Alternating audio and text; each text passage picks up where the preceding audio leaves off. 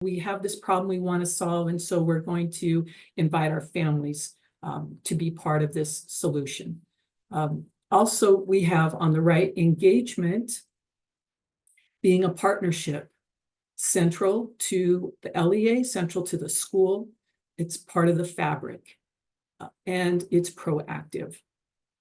It looks like the recording has stopped, and so Becky, you might want to check to see if the recording needs to be started up again.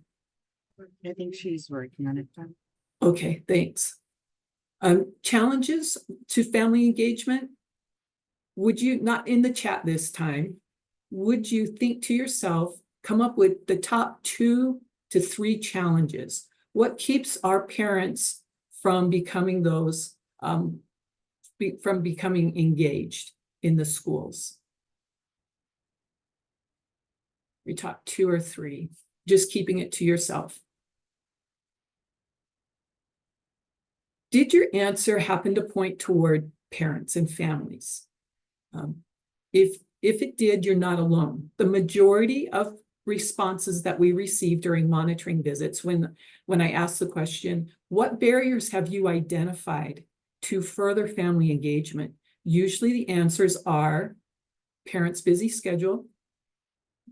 We're a charter, and that means we're a commuter campus. That means that it's really difficult to get families to come back after the school day. Another one is a COVID attitude. Either parents are not quite feeling comfortable getting back into the schools, or maybe they have a more lax attitude about engaging with the schools. Well, for as many reasons as we can come up with that are barriers for families, what about barriers that maybe the school system imposes that we may or may not be aware of? I almost never hear a response that is under the locus of control of the school or the LEA. We did, however, hear that this week. Shout out to Nicole Jones at Jefferson. After giving some barriers on the family side, Nicole also identified perhaps the culture of our school could be more welcoming. And so I want to share with you some of the research that has dug into those barriers. And this comes from the Panorama survey. Panorama, the company, partnered with Dr. Mapp in creating their survey. And I know several of our LEAs in Utah use the Panorama survey. So they surveyed 18,000 family members to what are the barriers that keep you from engaging with your child's school. Their busy schedule is the #1 answer. So you're right when you answer that way during the monitoring visit. Childcare needs, the staff seem too busy. Now, I don't know that a whole lot of staff would say, yes, I'm too busy to engage with family members, but that's the perception of the families, thus that is their reality. Some families worry that if they raise a concern, the adults in the school will start treating their family differently, or their kids differently. Transportation-related challenges, and then the school provides little information about involvement opportunities. And I know that last one might make you laugh a little bit because the number of emails, newsletters, phone calls, letters home to get parents engaged with their child's education. However, that's also interesting that all those things are going home and a parent may still feel like they're not really invited.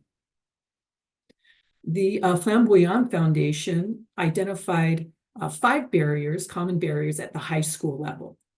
The educator's mindset is one. And last week we were doing a monitoring visit with American Academy of Innovation, and the director, Scott Jones, said, I've recently discovered that several of the teachers on my staff are afraid of engaging with families.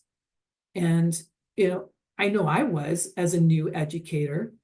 And it's a big deal to have to interact, engage with family members that sometimes we take for granted that teachers just know how to do that. An unwelcoming environment. Imagine your district or your LEA, your charter, were to receive a Yelp review from a brand new parent coming in for the first time. We know our campuses are welcoming because we're there every day. However, a person coming into the building has a totally different perspective. And understanding how the environment plays into that is going to empower the school to make changes, to become more welcoming. We hear, again, during monitoring visits, that schools are discovering that making sure they have multilingual front office staff makes a big difference in that welcoming environment.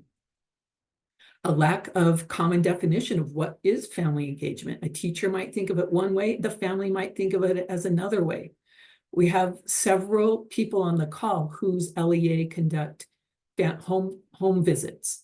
And in those home visits, it really helps put teachers and families on the same page, because teachers get to be the learners and families get to be the experts, and families get to share what their hopes and dreams and possibly worries are for their children. And it just starts that two-way communication that's so imperative. Complex structures. High schools are much more complex than elementaries. I would say middle schools and junior highs could be thrown into that complex structure too. Parents don't quite know who to go to when they have a question. I gave you an example 2 years ago at this time during the Title I meeting, and that came from Salt Lake Center for Science of Education, where during the pandemic, and then they continued it afterwards, they assigned every student and their family to a teacher mentor, and this is a high school. And so every teacher mentor had 20 students and their families that they would check in with periodically throughout the school year to check in, what are your needs? Whether those were basic needs, whether those were technology needs, or whether they were academic needs. And then concerns, attendance concerns, behavior concerns, those kinds of things. And they found that it made a big difference with parents feeling comfortable reaching out to the school. And the final barrier is the educator capacity, which kind of goes with the mindset.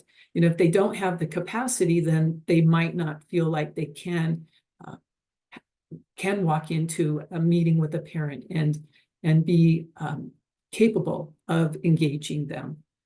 So some research backs up that educator capacity. This was done by Learning Heroes, which does a lot of research in parent and family engagement. They asked teachers, which of the following have influenced your approach to family engagement? The majority said, well, I just learned from the teacher next door, or I came up with my own thing. And yeah, Dr. Fern, that's when we say family members, we're expanding it to grandparents for sure. Students' families, some of them actually checked in with the families. But if you notice that professional or college degree program, less than 20% even now are coming into our schools with any formal education on how to engage families. Colleges, universities don't have enough room in their curricula to add this course, or they don't see the importance of it. And so it's falling on schools and LEAs to ensure that this happens. This gap between teachers and families appears on Dr. Maps and I.L. Bergman's dual capacity framework that I know many of you are familiar with. You see on that far right, the challenge. Educators and families are not on the same page. So looking at that more closely, educators have not been exposed to strong examples of family engagement, nor have families. Families might have had negative past experiences with schools that they're bringing with them now as their kids are students in schools. They may not feel invited. Remember those newsletters, emails going to them? Maybe they just need that personal, like, yes, you, we really need you. And they may have felt disrespected, unheard, and unvalued. Dr. Constantino talks about disengaged families as opposed to engaged families. Educators also have received minimal training, as that research that I just shared with you shows. They may not see partnerships with families as essential. Maybe I'll get to it, that supplemental piece, rather than a central piece. And they may have developed a deficit mindset instead of seeing families as experts and as assets in their children's learning. So how do we get families to that full, equitable, empowered, supportive, sustained, central, systematic family engagement? Well, there are 3 vehicles to take them across the bridge. Are you ready? LEA, level family parent engagement policy, the school level parent family engagement policy, and the compact. I can hear those moans through the muted mics. So I know this is a huge disappointment to you. I know I always go into family engagement presentations hoping I find those 3 answers that are going to solve the problem once and for all. And this is what I have for you. So my apologies. That same Learning Heroes organization found that they recommend, after their research, that schools and districts work with families to define in plain language the purpose of effective engagement, what it looks like, and what improvements are expected over time. So to me, that sounds a lot like parent and family engagement policies and compacts, although a lot of our policies are not written in plain language. So I'd like to go a little bit more into that. Adding meaning to school family compacts. Just want to remind you, on our website, all the requirements for these things are listed. So if you go to, and Becky, if you put link number 1 in the chat, I appreciate that. If you go to the USBE website, and if you go to the ESEA programs and related state initiatives department, so you can choose the department, then you would, on the left-hand menu, select that monitoring and compliance. And once you're on the monitoring and compliance page, you would choose the tab that says parent and family engagement. Those tabs seem a little confusing to me. They don't quite look like tabs, but just click on parent and family engagement. And then those red arrows are pointing towards the checklist or the framework that you follow to make sure that your documents are compliant. I know we're not really focused on compliance today because your documents are compliant. The issue is, are they written in plain language in a meaningful way?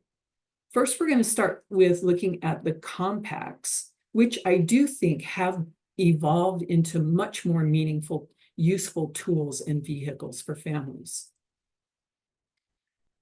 So there are only 3 requirements on the compact. And most of you know school compacts are much longer than these 3 lists, these 3 required components.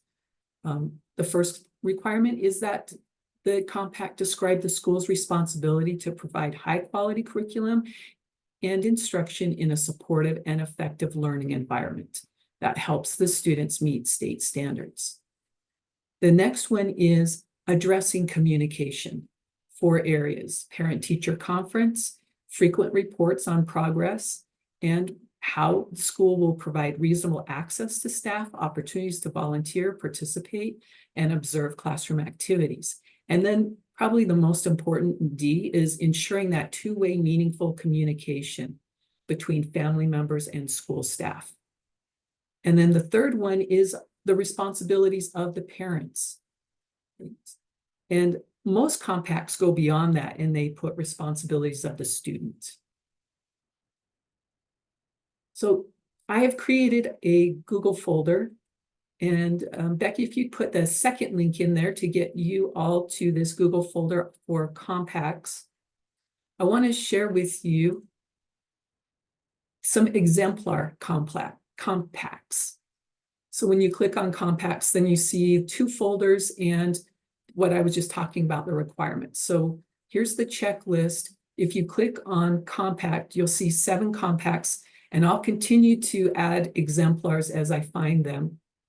It says you need access. Oh, darn it. I thought I went through and made sure. Okay.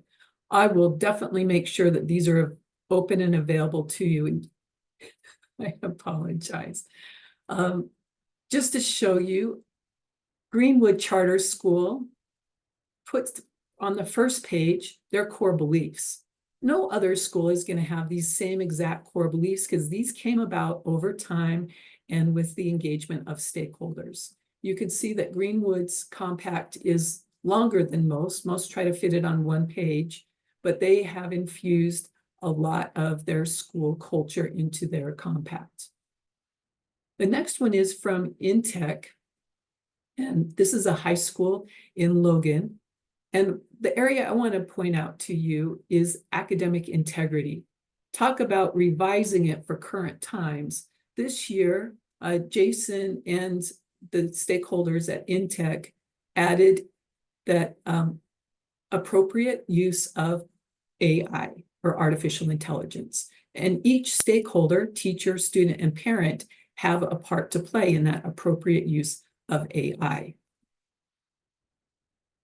Also, Intech was one of the first schools that I saw that was using the grid outline. That can sometimes make it more accessible for families. Moroni Elementary in North San Pete School District has an introductory paragraph from their school community council, which I love, showing that the parents are taking ownership of this compact. And they write a little note saying the purpose of this is to help each member of our school community know what's expected for the coming year. And also, if you have any questions, reach out to us, the parents. Another idea, and this is similar to Greenwood, North Davis Preparatory Academy, also includes their core values, but they added their vision statement along with end statements. And then you could say the compact just supports all of those documents that are already established by stakeholders. Pavant Elementary and Sevier School District makes it very accessible in the format that they've chosen to use. And they have their stakeholders, but then it's like the time of day. Well, before school, this is what stakeholders are responsible for doing during school, after school, and always. And one more that I wanted to share with you, let's see, I need to go back here. And that is Provo Peaks in Provo School District. They actually have an entire line of engagement. Student engagement is going to be different, but the other three stakeholder columns are about engaging families. So some ideas for you to think about as you're revising your school compacts or supporting your building administrators to revise their compacts with the input of family members. Now, here's something that you may not have thought about. What if the compact were aligned with the school improvement plan? So in this example, and this is not an entire compact, this is just a portion of a compact. The goal, the literacy goal of the school is 75% of students, and I would add or more, will meet or exceed their growth target in reading. And then you only see two stakeholder columns. You don't see four, you don't see three, you see two. You see first grade teachers and you see first grade families. Well, what are first grade teachers responsible for to get students 75% or more to meet or exceed their growth target?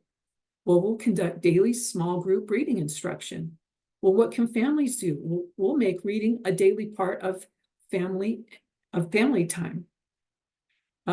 Well, how can, and also families will ask children questions about books they're reading. Well, how will parents know which questions to ask? Well, down here, teachers will keep families informed of children's reading progress and ways to support learning at home. So you see, you could have for each one, as long as maybe we're focused on, maybe you put your two highest goals that you really want to focus on that you know families can contribute towards. You want to put those in your compact. Now notice I changed the mantra. I don't know if you noticed the mantra on the slides before. Let me just go back one. Not more, just different. That's the mantra for today. I forgot to tell you about that. But on this particular side, I put, okay, maybe more, but definitely different. I'm going to read Christine's question real quick. Do you recommend that schools revise the documents in the spring so a new version can be posted on the website when school starts, or post the old version, then engage the new parents in council in September? I think it's much more natural to look at it, revise it at the end of the school year, so it's ready to go at the beginning of the school year. But that's just me, that there's no requirement for the timeline. It just, in my mind, makes a lot of sense. I know this time of year is really busy too. But a great question. Okay, so I think compacts are much easier to put into plain language to think of ways that are meaningfully engaging families in that academic success of their students. Policies are a different animal. I do not have an exemplar folder in this folder. I hope to someday. That's my vision. Besides the policies, I do want to take a second to point out that I have, because I'm not an expert, I have gathered a ton of resources for you. So if you gain access, I'm going to ask Becky to put this link in, and maybe you'll have access to this one. This is link number 3, Becky. Thank you very much. And in link number 3, sorry, trying to multitask here. You see all those resources that some of them are specifically for parents and families. Some of them are specifically for teachers. Some of them are for building administrators, and several of them, yay, dang. I thought you said, no, I have access. No, you still need access. Well, I failed on that one. I am so sorry. So they're targeted, and they're even targeted towards some of your parent groups. So Native fathers. So it breaks down different types of groups. So a lot of great information there for you to check out when you have access. Okay, let's go to adding meaning to parent and family engagement policies, which can be difficult. But here are my 5 steps to keeping it simple and common sense. Just remember the requirements and keep them in place. Often when this time of year, when schools and LEAs are revising their parent and family engagement policies, they forget there are certain things that have to be in there.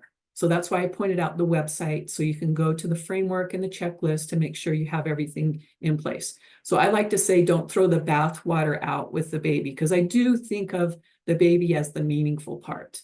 And I guess I'm calling statute bathwater, but it needs to stay in place. Step 2, get parent and family input. It's critical. We have our perceptions of what the barriers are, and maybe survey and focus groups confirm that, but we really do need to get that parent and family input. Do they feel welcome coming into the building, going into classrooms, having conversations? With that parent and family input, describe how the school will implement the requirement rather than just restating the requirement. That's why the policies are not written in plain language. That's why they're not meaningful. It's just because we're all lost trying to come up with something to meet this requirement. And now we have just a bunch of the school will, the school will, the school will. And that never goes into how the school will or why the school will. Step 4, make it realistic. I know you can't do everything that I'm suggesting in this 20-minute, 30-minute presentation, but you can start somewhere. You can add one thing and make it incrementally greater and greater. And then consider what the research says to start with, focusing on that trust and relationships. And the way you do that is through two-way communication. It's interesting when I ask the question during monitoring visits, what types of two-way communication do you provide? It's usually one-way communication that LEAs are describing. So again, going back to the website, so you remember the things you need to keep in those policies. Focusing on the policy. I know it's a lost cause, but Becky, will you put in link number 4, just in case this one works? Thank you. In that, let me go back. In that parent and family engagement policy folder, there are 3 additional folders. We're not going to talk about the LEA policy. We're going to focus in on the school level policy. So if you're an LEA with 3 or more Title I schools, you're going to use that middle folder. If you're a district that only has 1 Title I school, maybe 2 Title I schools in it, or you're a charter LEA, you were allowed to combine your LEA and your school engagement policy into one. And so it looks just slightly different, not a ton different, but just slightly different.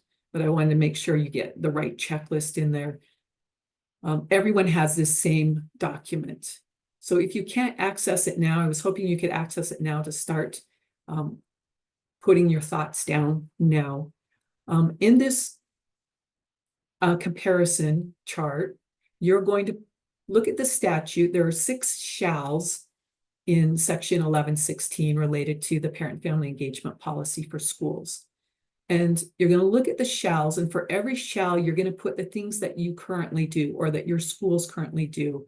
And then just jot down some ideas that you've had during this meeting or that you've had in the back of your mind saying, if we get time, it would be really nice too. Okay, so in that first one, I know it's kind of small to see, but the first shall is where it says, the school shall provide assistance to parents of children served by local or by the school or local LEAs as appropriate in understanding the challenging state academic standards, state and local academic assessments, and the requirements of Title I, and how to monitor their child's progress. So things you do, well, this is what most schools did. They just regurgitated, oh, sorry, not this one's. This school actually went beyond just restating the statute, but most of them say, we will provide assistance, ... This school said the school will provide an annual parent engagement seminar to build effective parent engagement strategies to support their child's learning. Now, I know that wasn't written by parents because that's still a lot of education ease. It's not written in,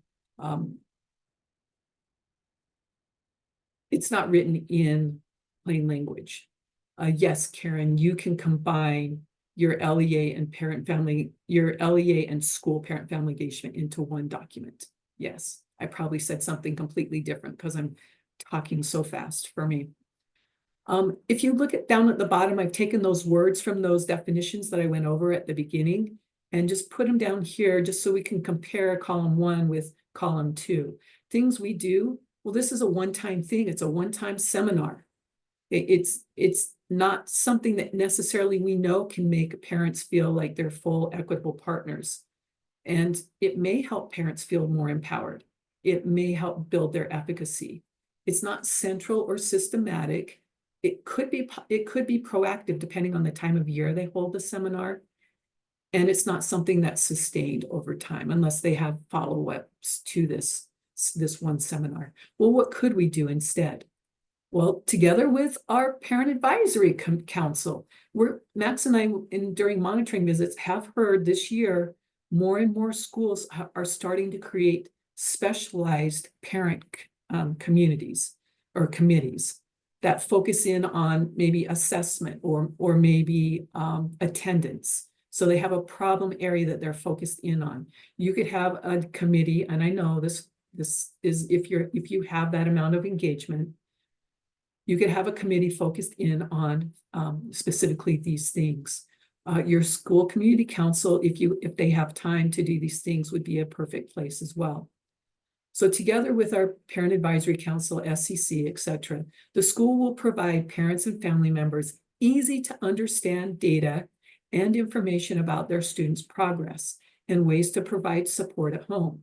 We will do this through student-led conferences, regular progress updates, and teacher-parent check-ins via Parent Square app or Google Meet or Zoom. Okay. So this is starting to sound like the beginnings of a full, equal, equitable partnership where it could be ongoing, systematic. It may or may not be written in parentese. That would be something that you could check in with your parent advisory council or SCC about. Let's jump down to number 3 if you actually got into the folder.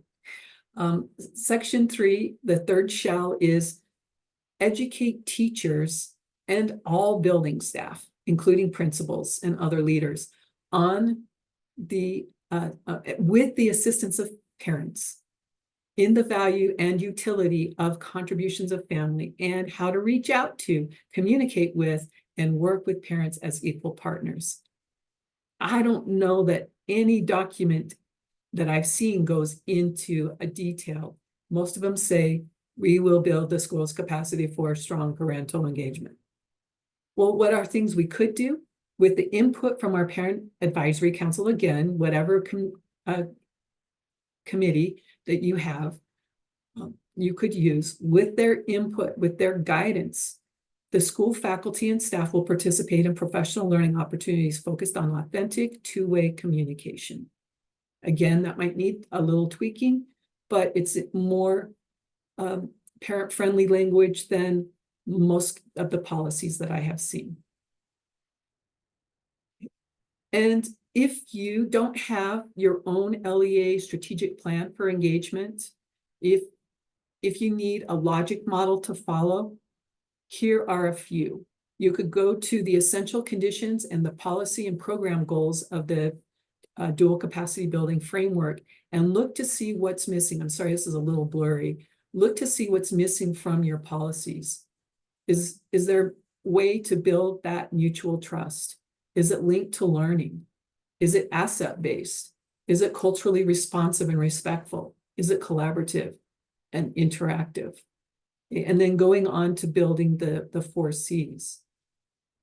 If you're more familiar with Dr. Constantino's work, he has the 5 simple principles logic model, where you would start with the culture that engages every family. And if you don't have his book, his revised copy of Engage Every Family, I would, and you're interested in this, I don't know if I can recommend things, so I won't. Number 1, a culture that engages every family. Number 2, communicate effectively to develop relationships. Those 2 seem to go hand in hand. Again, starting at that two-way communication to build relationships and engage families. I love that quote from Steve Constantino. Family engagement is a process, not an event. And then another thing you could do is look at what your types of communication engagement have been in the past and their potential impact on family engagement.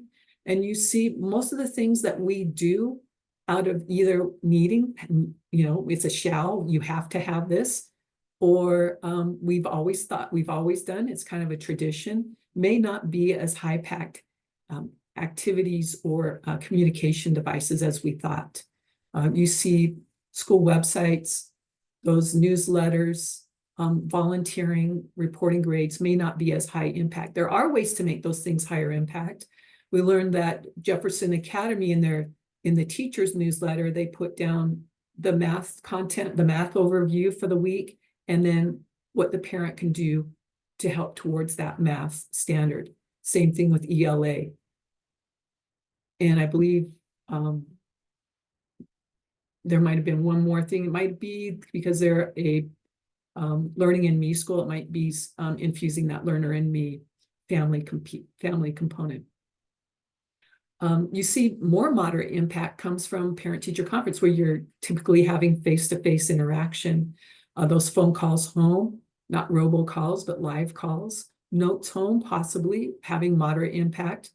Home visits, always over there on the high impact side. And I know there's a lot that goes to home visits, and having finance to do it is a piece of that as well. Interactive homework instead of just worksheets, where the parents really do have to play a part in the completion of that homework. That family academic socialization piece, that refers to behavior where the parents are communicating to their children the importance of education. That is a high impact. But how do parents know how to do that unless they've received that capacity building? Okay, so instead of asking, how was school today? What did you learn? It's, what was your favorite part of today? Or in math, you were working on such and such. Tell me more about that. Or it could be conversations about future careers and how education is important towards those careers. And finally, family engagement is not a quick fix. That's what I found. That's why I leave every parent and family engagement policy meeting engagement presentation frustrated, because there's no easy fix. It's not a strategy that we can slap onto the school and expect to see immediate success. It's not a computer program we can just plop kids down in front of, or their families, for a period of time, and then bang, you're engaged. Strategies without process always fail, always. Okay. So I will get you access to those folders, and please fill out the shalls, go through your school's policies and look at that. Do that with building administrators or your own schools. And thank you for the time.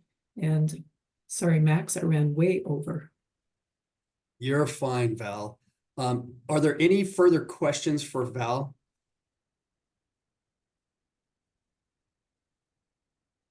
Val, I just want you to know how much I appreciate it. This is one of those situations where I came to Val and said, Val, will you please put this together? This issue comes up. Let me share my screen again here.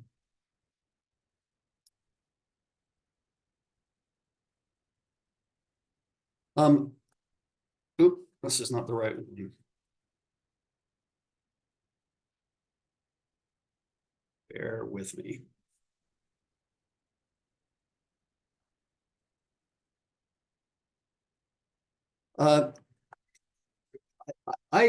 Before I came over to Title I, I was working in school improvement, and it was at a time when we were putting together school improvement plans, and it was a requirement to have evidence-based strategies included. So these were the Department of Education's definitions of evidence-based strategies, and they were very specific.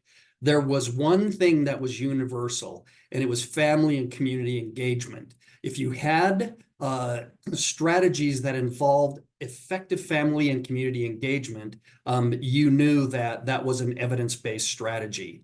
We're really fortunate on our team or in our section here to have a specialist on family and community engagement. And she's been kind enough to be here with us today to share some resources and some strategies moving forward. And I'd just like to introduce you to Susie Estrada. And Susie, I will just be blunt and tell me when to go to the next slide, and I'll move along for you. Thanks, Susie.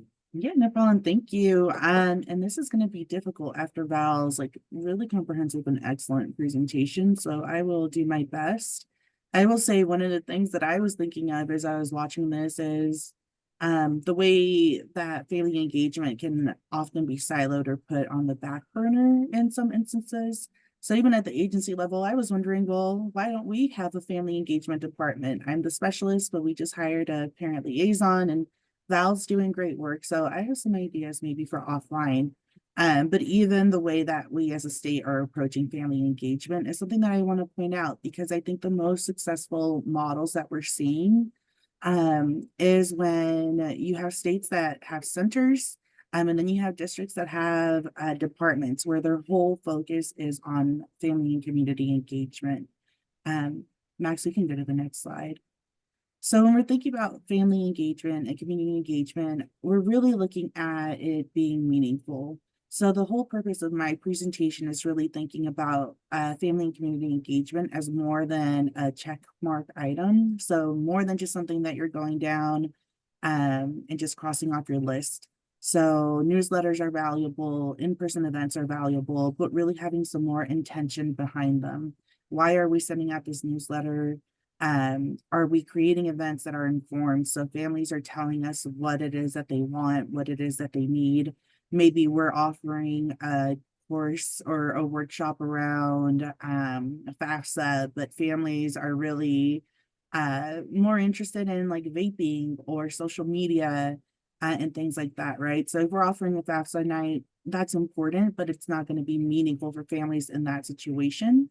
You can think about it as like trauma brain, right? If you're in a classroom or even at work and you have something happening at home, for example, whatever PD you're getting that day, is it going to be meaningful? Are you going to be able to be present? Or would it be better to get something that's more relevant or significant in that moment? Something else is to be consistent. And sorry if my voice goes out. I was in DC and it was really cold. So I now have a cold. But the third bullet point of being consistent. So making sure that you're showing up in a way where families can count on that. So whether they know that you're the, happy, high energy, like person that they're going to meet in the front office every day, having that be consistent. Not just walking past families sometimes, and not greeting them at all. If you're not going to greet them, then be consistent in that so they know what to expect. That's something that we're hearing from families where it creates not distrust, but like feelings of not being safe because they don't know what they're going to get that day. And I think we can all think of one person that's been that way in our lives. So just showing up consistently, and providing some predictability into the routine. This goes with rules and policies as well. So when a family member comes in, they know that they're going to have to sign in every single time. And not only sometimes when Susie's in the office, they're going to have to sign in, but when I don't know, Megan's there, they don't have to. So being consistent in that way as well. And then the fourth bullet point is family engagement being embedded into the day-to-day. So your PBIS system, how are you incorporating family engagement into that model for your school? Are you communicating things out consistently? Do families know what structure's even in place or what it means to get, a Grizzly card or a Puma card, whatever and that might look like at your school?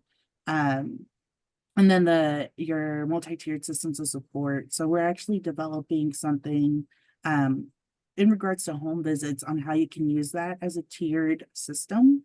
So tier 1 being everyone's offered a home visit, and then tier 2 is more of an intervention.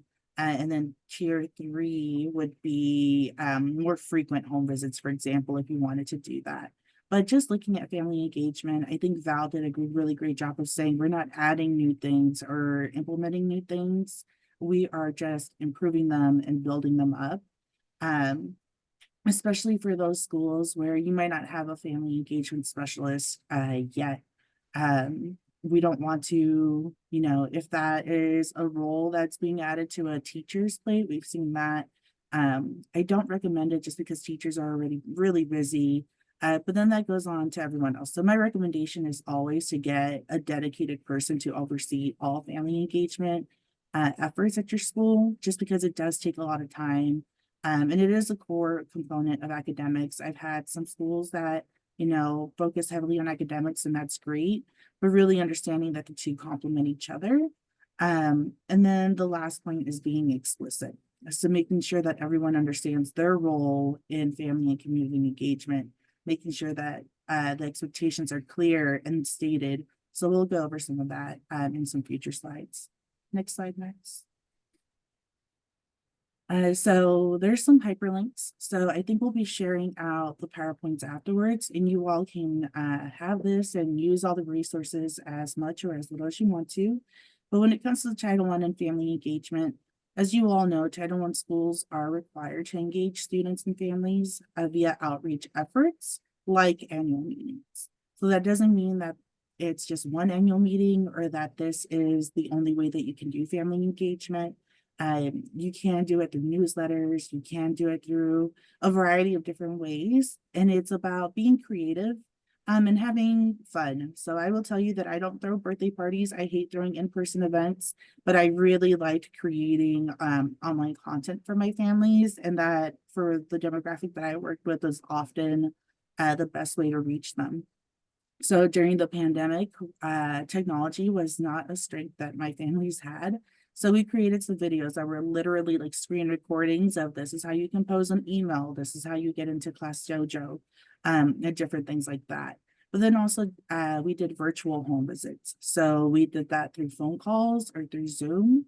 And those were our outreach efforts to just bring families in and connect with them, especially during COVID when we weren't seeing anyone in person, especially for a long time. Through the hyperlinked webpage, what that research found was there's actually very little difference in how parents from Title I and non-Title I schools participate in and receive information from their schools. So despite Title I having the required outreach efforts, there actually isn't really anything new or innovative or different that's happening in those spaces. And I challenge you all to just get creative. What would you like to see in a perfect world? If you have all the time, money, and people, what would be a great way to gather family input and then put something together that's going to really help your school? again, it's not about having a multicultural night or, an end of the year party. It's about what is going to be meaningful, is going to help us reach one of our goals, and then build our relationship with families. So with in-person events, again, if we're going to annual meetings, those are great, but you also want to have opportunities to get to know families on a deeper level. So potlucks, you're greeting families, they get to know you, everyone's happy. But are you really engaging in those deeper conversations, or are they staying superficial? You want to be able to go deeper with families and get to know them a bit more. And home visits are one of the ways to do that, but you can do that in other ways as well. Next slide, Max. So if you want to just put in the chat, how you're communicating with your families. So is this an app? Is this your newsletter? One of the things that I've been recommending when it comes to newsletters is we have some families that aren't going to read it, even if they can read perfect English or Spanish. But then you also have families that are not literate even in their first language. I ran a community center for refugees. And that's where I quickly learned, like, it doesn't matter if I'm getting this information out every week, no one's going to get it because they don't know how to read. And so that's where videos or audio recordings come in. So it's going beyond that language translation, and it's about being able to have them hear the information as well. So creating videos, when you have those in-person events, are you making sure that the information is accessible to families? So if you're having an in-person event, again, I'm sure it's meaningful, it's important, that's why you're putting it together. So let's make sure that the information doesn't just stay there. How are we going to get it out to people that weren't able to participate? Those videos come in handy with just like the quick highlights or key messages, posting it on your websites, sharing it on your social media, just making sure that it's accessible in many different ways so that families can all benefit from the information that you've shared. Next slide. So always start with the goal in mind. Why am I doing this? Is it to provide information? Is it to build relationships? Is it just to introduce a program? Whatever it might be, make sure that you're starting with the goal in mind, and not just because you feel like it's the start of the school year. So I guess it's back to school night time. Start with the goal. What is the goal of back to school night? It could be, we want to make sure that families are using our communication app. So you might have the school counselor, teachers, making sure that there's a station where families are able to stop by, download the app, and get set up. It could be to make sure that families understand your goals for the year. So our goal for the year is to increase our English language proficiency by 5%, or across our students by 5%. Make sure that you're starting with that and then planning backwards. Make sure that you're supporting the broader picture. So again, family engagement as being an embedded piece of your academic goals and strategies. And then again, that last bullet point about accessibility. So making sure that everything is just, this is difficult for larger districts, but making sure that you know what's a family member's preferred way of communication. And then following that. So 2 things that we've heard recently is for father engagement, fathers are not being contacted, even if they're listed as the first point of contact in the SIS system. So the assumption that that's an error, or that they won't be available, follow what's in the SIS system and make sure that dads are included in that communication as well. That's what we're getting from families. And then I forgot what the second piece was, but I remember now. More frequent positive communication. So following as much as you can with like that 5-to-1 ratio. So for every one negative thing that you have to send out, if a teacher could send out more positive messages as well. I did gang prevention, and so my favorite thing to share with families was I didn't have to remind Dr. Fern, I'm gonna pick on you because I saw your email and now your name's in my mind. But I didn't have to remind Greg today to pull up his pants. And so parents often thought it was funny, but it was just a great way to check in with them and share a thumbs up that their student is doing something that we've been working on. And that was just in relevance to the dress code. And then something else, if possible, if you have a smaller school, making sure that you're meeting families in communication that is referred to them. So I had a situation with a mom who was very upset and was very escalated. They left the office and they were so upset. I had to follow up with them, and I did not call them. I did not text them. What I didn't even use Class Dojo. What I did was email, because that was the thing that she checked the most, and that was her preferred method. So two things there. When you're working with someone and they are in an escalated position, again, view them as people first. Dr. Fern is showing me that his pants are up. And lost my train of thought. Make sure that you're working with them as people first. A lot of times our families are coming into this setting with their own stuff, right? And kind of like the way we might treat the people that we love the most, when we're comfortable and feel safe around people, we can sometimes be meaner to them or less patient with them. And for our families, if we're that safe person, we sometimes get the brunt of it. So that's what happened with the mom that day. I had to follow up with her in email, make sure my expectations were clear, and then we were able to move forward. We had no further incidents that year.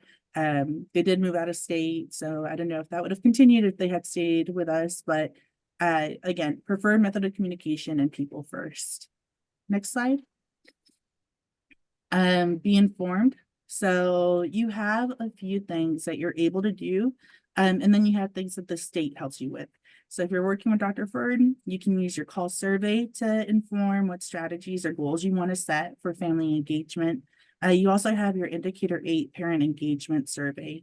So the Indicator 8 is specific to families whose students receive special education services, and you work with me on that. The state implements it out. You get updates from me and you share the contact information with me.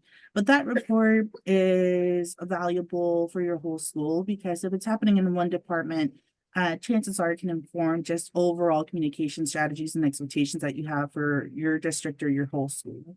Something that you might be able to do as well, I call them pulse checks. So this is somewhat like convenience sampling, so that you're in-person events, you could do a quick like thumbs up, thumbs down. Was this, did you learn anything new today? You could do an exit ticket, an idea wall. And these are different ways to get information from families that goes beyond a survey, because we know that surveys get a low response rate sometimes. And so while families are there, if you could do just a quick convenience sampling of the families that are in the building during your event, or even at student pickup. My charter school was small, and so we did like a drive-through style, but as you're walking through and seeing who's there, you can ask quick questions. Again, it's just a pulse check just to see how things are going. The last bullet here is that no feedback is still feedback. So if you're looking for information from families and you're not getting anything back, then why could that be happening? Does this mean we're not getting the information out in a way that's accessible? Does this mean it's not meaningful to families? And then adjust from there. So no feedback is still feedback. Even if you get 0 responses on your Indicator 8 report, what does that mean? It's still significant. Next slide. And then consistent, make sure to trust the procedure. It takes years to build, and for some families, rebuild a relationship. Like Val said, school can be a place of trauma for some of our families, even just generationally, right? So my mom grew up in El Salvador. Corporal punishment was still very much a thing. Here in the United States, corporal punishment for families that spoke Spanish was still something that happened. If a child spoke Spanish in school, they would get hit. So those are just lessons learned as children that are passed down, right? So we have a lot of people my age that don't speak Spanish anymore because families didn't want to create any barriers for them. And so in some instances, you're rebuilding relationships and reestablishing trust, and trust that takes time to build. Trust that the expectation will be met So rather than starting from a place of, well, no one's going to come, again, I don't throw birthday parties because that's a fear of mine. But trust that people will rise to the expectation that you set for them. So if you expect the highest degree or the highest standard of being, people will rise to that. You just have to trust in them. And if you've hired your team, I'm assuming it's because they were the most qualified, and because you saw something in them that was valuable for your school. And then trust that everyone is working with the best of intentions. Dr. Alejandre over at Esperanza Charter School in West Valley has a great saying that's essentially, if you're doing your very best every single day, like even if you make a mistake, then no one can really come back and like judge you for that, because you're doing your best, right? It's one thing to know better and not do it, but if you're doing your very best, then that's all we can ever ask of ourselves and of others. Next slide. We touched on this a little bit, so in making sure family engagement is embedded. Looking at your school improvement plan, so looking at the reports, the data that you've gathered throughout the year, and setting some realistic goals, planning your yearly calendar in a way that's intentional and not just because it seems like the norm or the expectation, or even like this is just what we've done every year. Every year we've done, multicultural night in October. Do it with intentionality, and then embed it into your school's roles and responsibilities. So make sure that everyone clearly understands. I met with the district yesterday who shared that it's part of their contract to participate in a committee. One of the committees is a family engagement committee. So that is written into their contract. The goal is, the expectation is established at the moment that they even receive the job offer. You will participate in a committee, you'll be compensated for it, but you will participate in this and inform the school in the way that we move forward. And then clearly state it maybe on your webpage as well. So, and this doesn't just stop at teachers and administrators. This is for paraprofessionals, librarians, the school staff. What is the expectation on how people will greet families, how they'll reach out to families, and things like that. Next slide. And that goes with just being very explicit. So we can assume, I often do this, I assume that what I'm saying makes sense, or that just because I know something, that it's common sense for everyone, and that is not true. I find this quickly with my husband, that I expect something and I think it's clear, but it's not. So having clearly defined roles and expectations for all members of your school community, this includes your families as well. So as you're listing out those roles, as you're defining the expectations, list out what your expectation is of families as well, so that they can see it and they know that this is part of policy. It's written, they can reference it, and they understand what it is. If you can post it on the website, in your handbook, just in different areas. So that way, again, accessibility, more families see it and understand it, and using accessible language and communication methods. So even, I don't know, I always envision like a really cool like video playing in the background in the front office that has someone just talking about these policies in a really high-tech world and with all the budget, of course. Next slide. So ensuring that parents play an active role in developing their children's learning, that parents are actively involved in their child's education at school, and that parents are full partners in their child's education and included in decision-making. So this is really important for special education as we're talking about the IEP and setting goals, but this really goes even beyond special education. And this does not mean that we have to agree with everything that families say or believe in, but it means that we're valuing their input and we're going to meet them where they are, and just work with them, right? Maybe down the road, those goals will change. Maybe they'll see something else, but it's really making sure that parents know we hear you, we see you, and taking their feedback and letting them know how we're using it. Next slide. So some things that we have here at the USBE that can offer some support. Again, I want to remind you that we do have a new parent liaison. Her name is Cassie Hayes, and she works with the parent portal. We're still defining her role and figuring out the different ways that she can support. But for now, the basic understanding is that they create more parent specific resources. So training for parents. And then with the parent portal, This is a way where she'll function as a liaison between the parents or the family and the school to resolve any conflicts that are ongoing. So if you have any questions about that, again, her name is Cassie Hayes. Becky, I don't know if you want to put her email in the chat. I can do that after my presentation too. And then we also have quarterly back to basics training. So this is just a fundamental family and community engagement. We've done them in person and had some great conversations and turnout. I use information that I get from you all in those trainings and other areas just to inform the projects that we're having in the future and different tools to develop. I'm looking at having a 4-hour online version of it, so keep your eyes out for that. We're also finishing up a self-reflection tool, so the family engagement rubric. But you'll just be able to look at and say, oh, like, are we doing all of the high quality components when it comes to family and community engagement? And a lot of that is also that community part. So how am I working with my out of school time provider? Am I communicating with them? Are we aligning on our policies? Could we even align some of our events? So that's included in that tool, just for you to be able to reflect and say, see where you can grow and what you're doing really great, because a lot of you are doing some pretty amazing things. Again, the indicator 8, parent engagement survey support. So you'll work with me on that. If you have any like feedback or different things, but I'll also go over the report with you and help you set some goals. It's not a like formal meeting where I'm going to show up in a year and hold you to it. It's really just about how can we use this as information to move forward and improve. There's also a family and community engagement newsletter where we share some resources, upcoming events, and other valuable information. If you would like to be subscribed and you have not been yet, just send me an email and I can get you on that list. And then there's a research spreadsheet that's a working document. So with this is where I go through and I read different things and I go and I add it to the spreadsheet.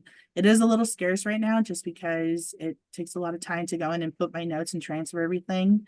And even just reading sometimes it is difficult because there's a lot going on. But this is a worksheet or a spreadsheet that you'll be able to go in. It's got the different things. So there's attendance, there's home visits, special education. And if there's something specific that you're looking for, you can go in there and find not only the article or the book, but just the key highlights from it as well.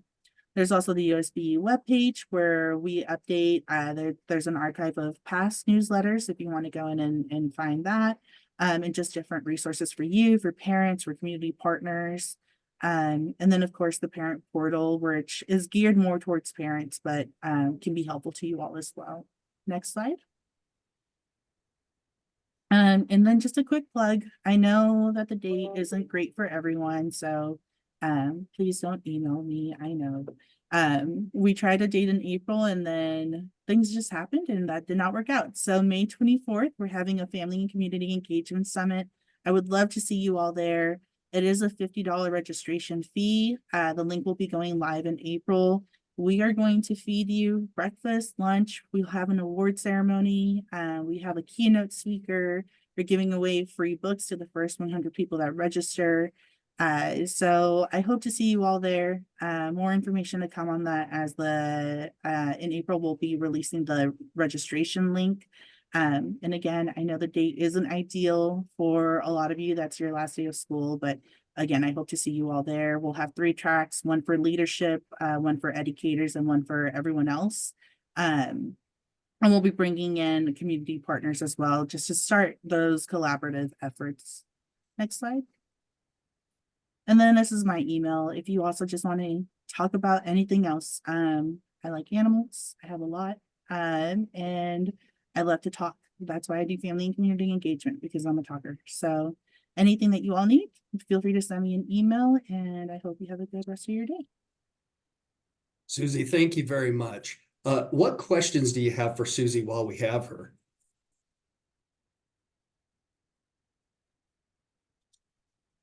Well, Susie, I know you like animals. There is a gigantic wasp that has somehow worked its way into my office. So if I get stung, that's what happened. I can see that your door is closed and I appreciate that. Susie, thank you very much. Such valuable resources. We know that family engagement is such a critical piece of furthering and continuing education opportunities for students. So thank you very much. Appreciate it. I'd like to turn the time over to Dr. Christelle Estrada if she's here. There are some exciting opportunities and resources that Christelle has. Christelle, are you here? Yes. Okay. Max. Thanks, Max, for inviting me. And it's great to see all of you. And thanks, Val and Susie, for your really important presentations. So these are just some highlights. I'm not going to speak a long time, but Professional Learning Catalog is self-paced for USBE Midas credit. Two of the most interesting courses we have are on civil rights legislation.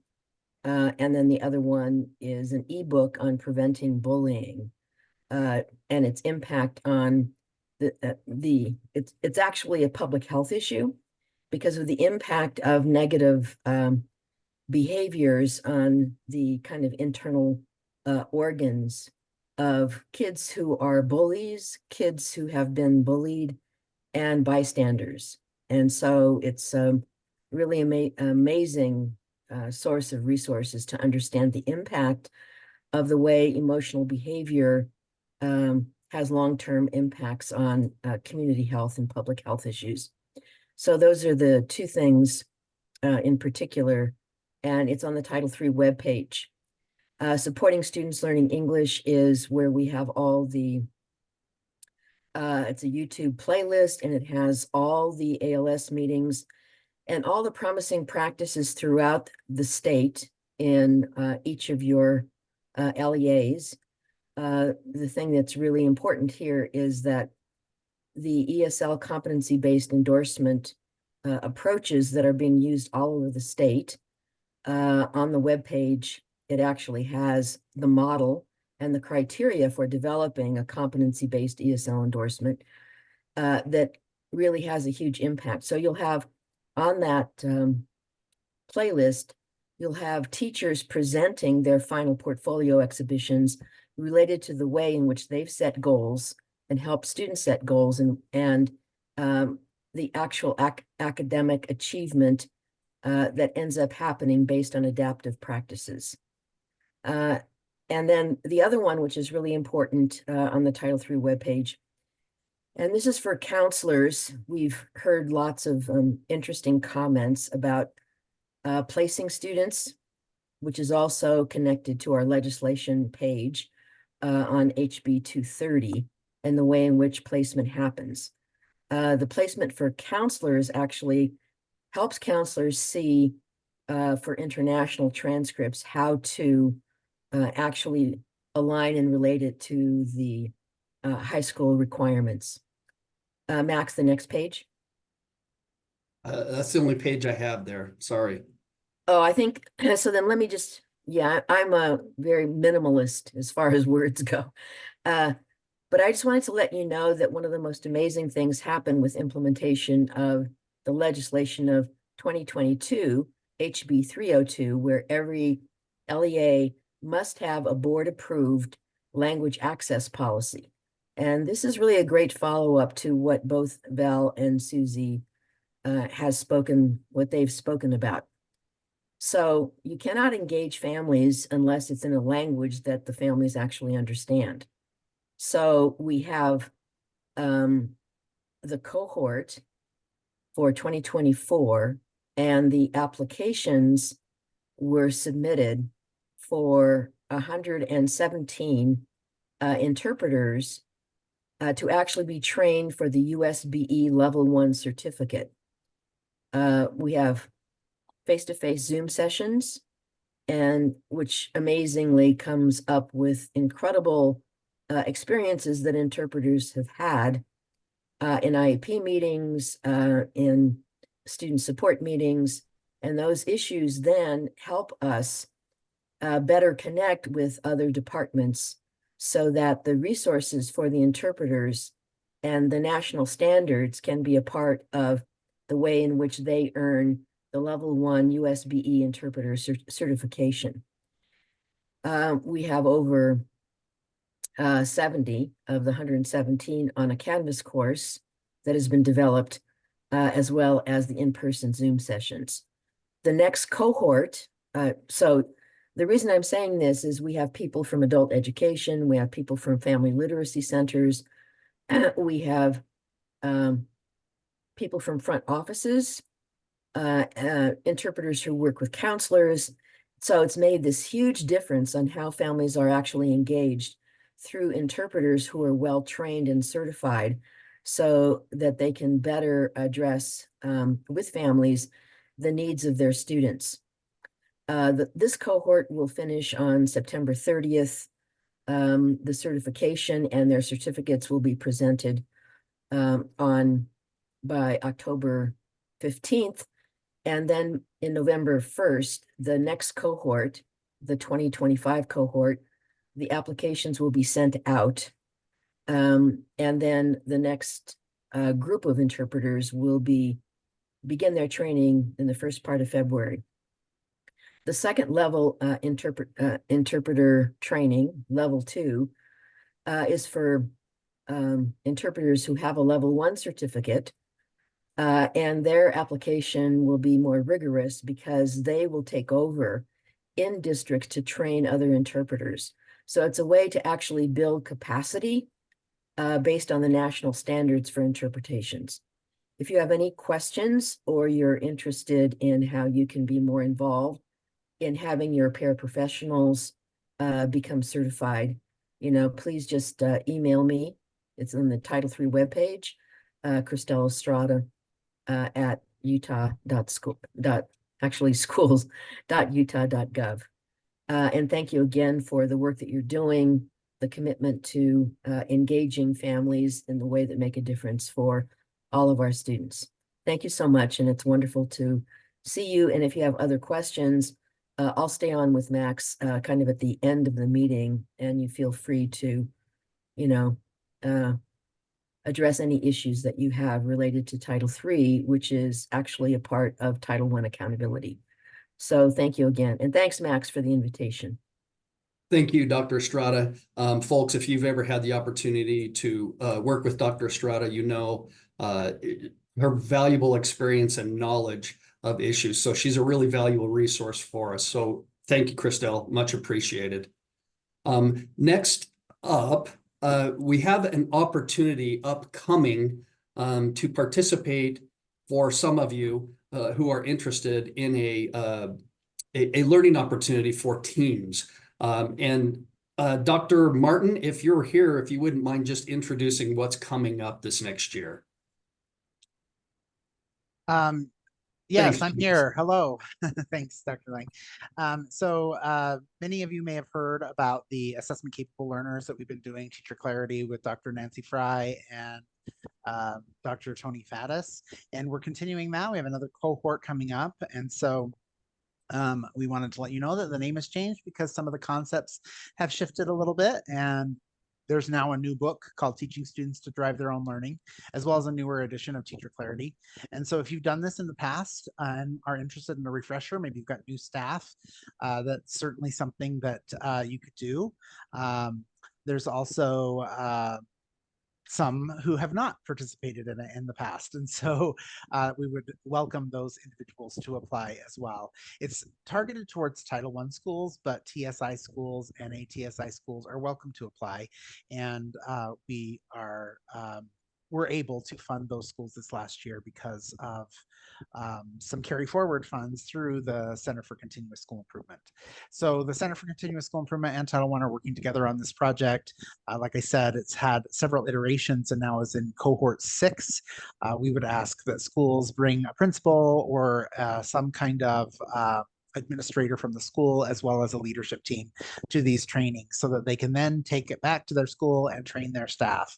We're also incorporating a support model this year with the program where the Center for Continuous School Improvement will provide some assistance to schools in collecting data and practicing some of the skills that they're learning through the initiative. So hopefully you have lots of schools that are interested. I know it's school improvement planning time, and so this might be something to build into a plan, anticipating that this is available. We do have, I do have I'm gonna get the link here. Here is the application.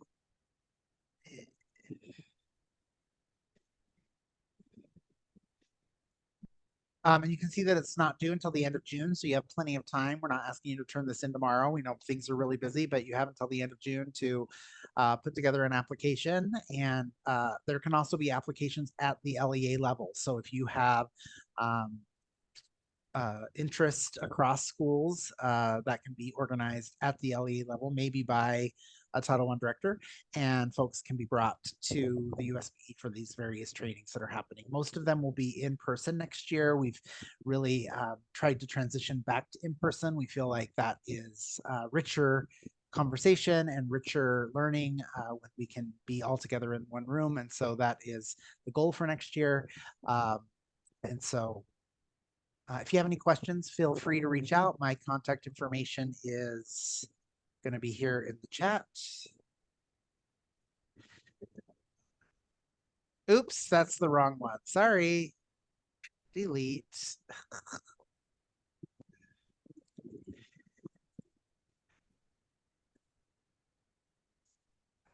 Sorry about that. That's my email address.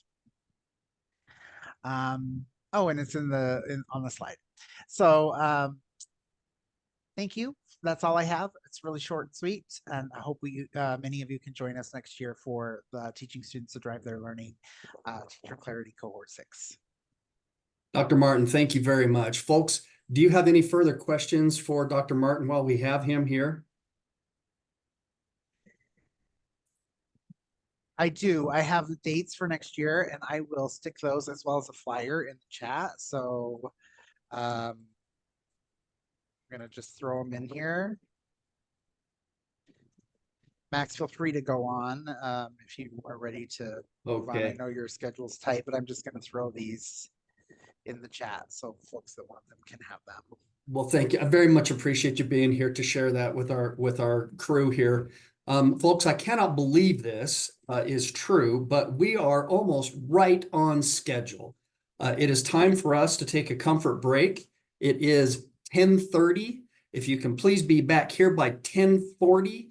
When you get back, we have our colleague from ESEANOW, LRP, Ryan, who will be here to share just some introduction, some continuation of resources that are available for you. So I'll see you all here at 10:40. Thank you. Back. At this time, I'm going to turn the time over. We have, as you know, we paid a subscription for the ESEANOW resource website and materials and resources there.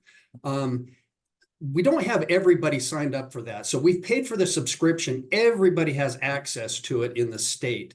And I use that website just about every day for something or another. I'm going to turn the time over to our friend Ryan, who's going to share some opportunities with you and share something about the resource with you too, to try to get excitement for it. Use it, please. And if you were not signed up for it, please, we'll get you signed up for it. Ryan, let me turn the time over to you. Thank you, Max, and welcome everyone, and nice to meet everyone again. And we're just going to briefly talk about ESEANOW.com. I'm going to share my screen of the website. Just give me one moment here. And this is a good reminder of what the website can do for you. Just kind of really touch base on some resources, why we come to ESEANOW, and a little bit later, I'm going to show a QR code and flash it up that if you want to do a more in-depth tutorial, no cost, you can certainly sign up. We're going to have some general sessions later on, probably after your spring break around in April there that you can sign up for, or even get your staff to sign up for as well. So yeah, USBE has partnered with us, LRP Publications, to provide subscription access to everyone in the state of Utah for ESEANOW.com. So each individual LEA or district charter, they will have their own login.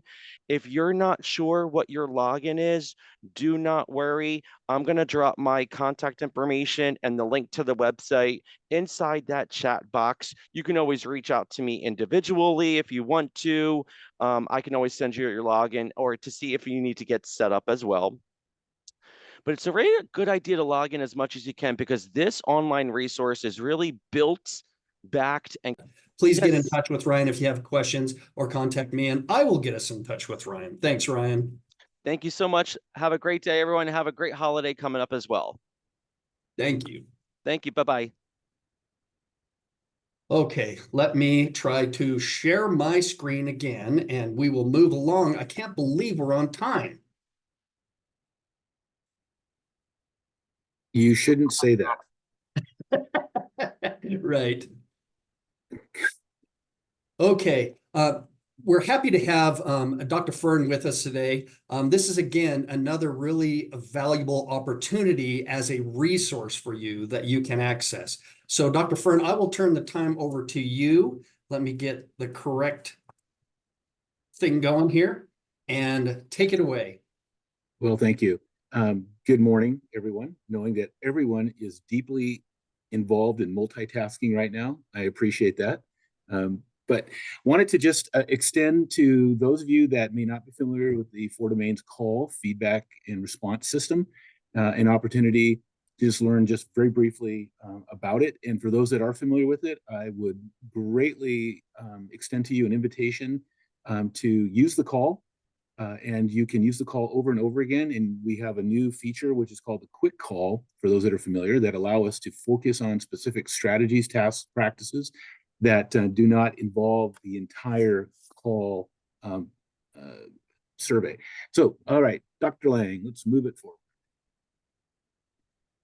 So as for those that are familiar, those that aren't, I'll just briefly remind us that the 4 Domains of Rapid School Improvement is part of the USBE theory of action to work with schools, irrespective of their designation, whether title, non-title, if they're in school improvement or not. The theory of action is available for all schools in the state of Utah, as is the call. The call is free to all schools in Utah. We last year had over 160 schools across the state that took advantage of this opportunity with the call to inform their school improvement planning. As Susie said earlier in her presentation, the call is a great lens to look at the practices, tasks, activities, programs, and routines that we as adults have significant influence or control in our schools. So it provides us opportunity to receive input as well as provide input on these. Next slide, please. So what is it? The CALL is an acronym. It stands for the Comprehensive Assessment of Leadership for Learning, hence CALL. It's an online feedback and reporting system. It measures school-wide leadership, and we also have available the LEA level CALL, which we've had several LEAs, several meaning 5 to date, and we have 3 more that have signed up to do this with their entire system to provide this feedback. It provides a look at the leading indicators of learning, the leading indicators of leadership that schools that are associated with schools that need and desire to improve in a more accelerated way. It is not an evaluation of a principal or any one single individual. It is not a 360 look at leadership. It's really looking at leadership in the most distributive way. So it's a very valuable tool. Next slide, please. The questions of the 4 Domain require those of us that take it to consider various teacher and leadership practices. Because it measures leadership in a distributed fashion, the questions don't necessarily focus, as I mentioned earlier, on a principal or a person. The focus is meant to be on experiences. So this is really capturing what the experiences of staff are. And all responses are confidential and will remain anonymous. When I talk about the format of the call, many of us think of surveys as more of a Likert style, where you have strongly agree to strongly disagree. The Likert style is not used in the call format. Rather, it gives based on your experience or what has been your experience, and it gives you a number of prompts for individuals to indicate. Next slide, please. To begin it, it is very easy. Once we know at the USBE, or I know, or anyone on our team knows that you are interested, or a school is interested, we can simply activate it. We also provide a kind of a pre-training for a principal or a district level LEA individual. We also provide post follow-up training, which is really critical. That training takes approximately anywhere between 3 to 6 hours, depending on how deep we want to go into it. The training in and of itself is a professional learning opportunity that schools have valued and continue to value across the state in their school improvement efforts. So my contact information here is in the slide. Would love to reach out to you if you are interested, or vice versa, reach out to me. We can talk about how this will benefit not only your LEA, but any particular school in your system. So it's, again, open to all schools, all LEAs in the state at no cost. Thank you, Dr. Lang, and thank you for the opportunity to share a little bit more about the call. Dr. Fern, I appreciate it. If you're unfamiliar with your call feedback system, it's very comprehensive. It does some really, really cool things. So I'd encourage you to reach out to at least get an introduction to it if you're interested. What questions do you have for Dr. Fern while he's here?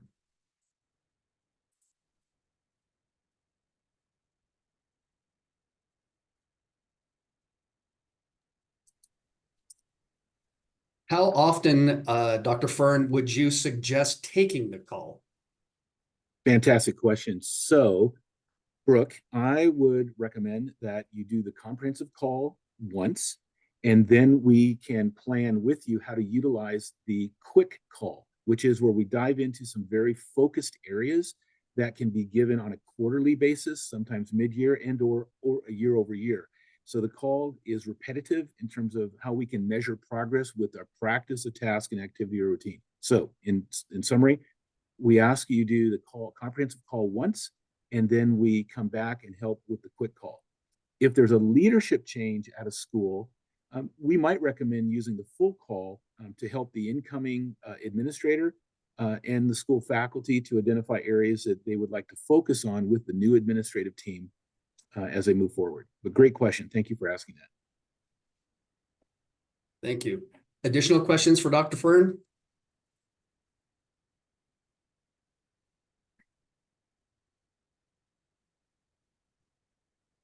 Going once, going twice. Sold to Dr. Fern in the front row. Thank you, Dr. Fern. Appreciate that. Please reach out to him if you have questions or interest in call survey. It's an excellent resource. Next, I want to turn the time over to Dr. Cummings. This is a hot time of year, and I appreciate CCSI because they deal with so many front page issues. And so when I get the opportunity to have them come share with you things that are upcoming, I jump at that chance. And so I really appreciate Dr. Cummings being here. Maggie, I will turn the time over to you. Well, good morning, everyone, and thank you so much for taking the time. I know you're all very, very busy to hang out with us. We've given you quite a bit of information to stew on. I just want to address what's coming up this coming year with CSI categories. So let's go to the first slide. Many of you saw this slide at the very beginning of this year. This is for schools that are identified as CSI academic growth. I want to put on your radar that next academic year is the first year that those schools might exit CSI academic growth. So if you have a school that was identified in 2022, next year is the very first year that they can exit. So that is, next year is their year 3, and then the following year would be their year 4. So make sure that that's on your radar, talking to your academic growth schools. And again, what needs to happen is that they need to close the gap by 1/3 between their baseline score and 55 if they are elementary, middle schools, and if they're high schools, it would be 57%. Next slide. For graduation growth, again, next year is the very first year that they could exit CSI. And that would mean that they have above 67% of their students graduating next year. So to recap, exiting the CSI categories of academic and graduation growth happens this coming year. And it's important that you communicate that out to your schools so that everyone is clear that next year is that first year. Okay, let's go to the next slide. Okay, so T-CSI, the identification starts you'll hear the identification in the fall of this year. So in the fall of 24. So again, this for Title I schools, if you have an identified group that was identified in 2018 and they do not exit ATSI, then they would move to T-CSI. All these letters are hard for me to say. If you are a non-title school, that would mean that they're going to move to a more rigorous intervention with the LEA. So I'm going to repeat that. This seems to be an issue that's causing a lot of confusion. Any school can be identified as ATSI. Jim is here, and if you have any questions about identification with ATSI, he can answer those questions. Then there are years of identification for ATSI. If your school was identified as ATSI in 2018, it's possible that they could move to T-CSI if they're Title I. If it's non-Title I, then they would work with the LEA for a more rigorous intervention. Please type in any questions that you might have. Let's go to the next slide. So if your school is identified next year, it's going to be the same sort of exit as you have for any CSI category. You would be identified in 24-25. Then in year 26-27 would be the first year. So that would be year 3. That would be the first year that you could exit. And then in 27-28 would be the last year that you could exit. And similar to all CSI category, to academic growth CSI categories, you have to close the gap by 1/3 between your baseline for that particular group and 55 if you are an elementary or middle school, and 57 if you are a high school. And I want to give an example here because I keep getting the same question. So if we can move to the next slide. Okay. So here's an example of a school. It's an elementary school. And as you can see, I don't know if can you see my cursor or is it? No. Okay. So in one category, in one column, in that first column, you see BL7, EDA, and so forth. These are all the groups within the school. In the next column, you can see which of those groups have been identified as ATSI. So it looks like all of their groups, except for the MU7s, have been identified. Then it says first year of identification. As you can see, I have circled 2018. The reason I've circled that is there's only one group that was identified in 2018. Should that group not exit ATSI, the school would fall into T-CSI, but all the categories that were identified will fall in to T-CSI. In other words, while the ELL category, so the multi-language learners, while that group would trigger T-CSI, Black students, economically disadvantaged, Hispanic, Pacific Islander, and students with disabilities all fall into T-CSI and all would have to close the gap, not just the MLs. Does anybody have any questions about that? Let's go to. I have a question, Ross, with Ogden. Okay. I'm just curious on what so would 2024 data, is that the one that would be used to calculate the 1/3, or would we stick with the original baseline that they came in 2018 or 2022? It's the original baseline. Thank you.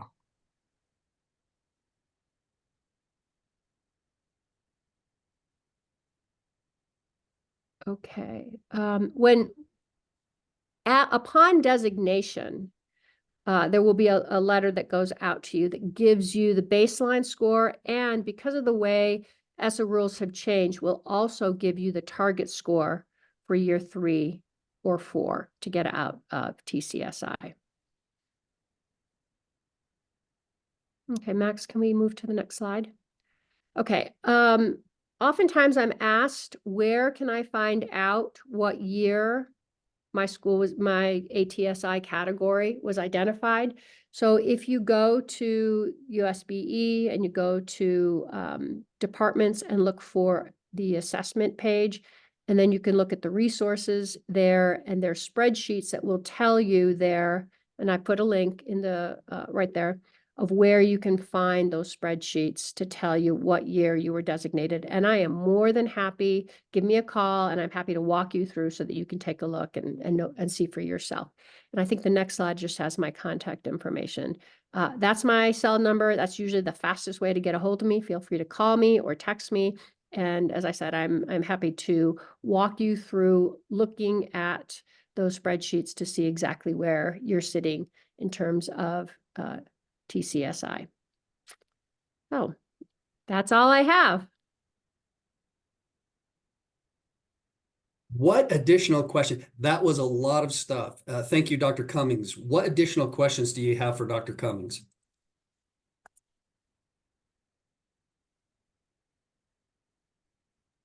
I've got one more. Okay. Sure. Do we anticipate funding coming with T-CSI status, or no more than what is the usual? So we have not made any decisions on funding. As Max said, I think at the very beginning of the meeting, it sounds like there's going to be a little bit more money in Title I, but I don't know. The percent that CSI schools get, my understanding, does not change. And so that pot of money that used to be only for academic and graduation growth will now expand to include TCSI money or TCSI schools, and how funding will allocate out to each of those schools. I can't answer that yet. We haven't made those decisions yet, but there certainly will be support from the USBE to schools as we move forward. That didn't answer your question very clearly, just is kind of a wait and see sort of thing at the moment. Yeah, thanks, Maggie. Ross, school improvement it falls under the statute as 1003A, and it takes a percentage of Title I. So it's the aggregate allocation to the state. There's a set aside for school improvement, and it's 7% of the total Title I allocation to the state. So it fluctuates from year to year. Because we haven't even received preliminary allocations yet, we don't know what that percentage amount will be.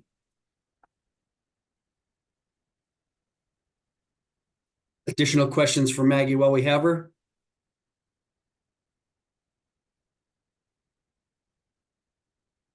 $18, $19, 20 seconds. I can never make it to 30. Dr. Cummings, thank you very much. We're always appreciative of all the information and that you have to share, and there's so many calculations and weird things you have to deal with, and we're appreciative to have you as a resource. So thank you very much.